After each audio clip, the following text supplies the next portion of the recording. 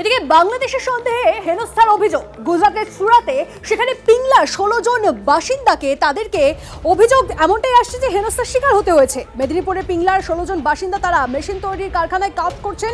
গোবর্ধনপুর ও কেলেয়ালা এলাকার 16 জন বাসিন্দা। অভিযোগ, দুদিন আগেই বাংলাদেশের সন্দেহে তাদের তুলে নিয়ে গিয়ে পুলিশ মারধর করে বলে অভিযোগ।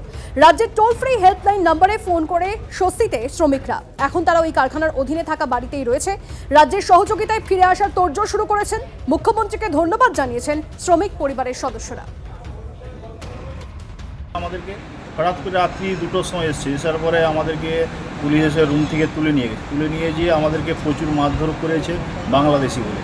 আমাদের ওখানে আধার কার্ড, ভোটার কার্ড, পাসপোর্ট সব দেখছি, তা সত্ত্বেও বলছে বাংলাদেশি করে মারধর করে দুজন ঠোঁট করে ফাটিয়ে দিয়েছে মেরে।